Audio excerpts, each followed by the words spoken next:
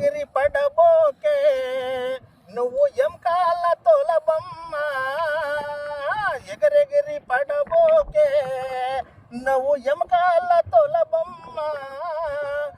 నమ్మకురా ఈ దేహమును ఊపిరాగితే ఉండదురా ఏ పూజ చేసినా మట్టి బొమ్మవు నీవమ్మ నీ తల్లి గర్భమున మాయ బొమ్మగా పుట్టితివే ఎగిరెగిరి పడబోకే నువ్వు ఎమకాల తొలబొమ్మ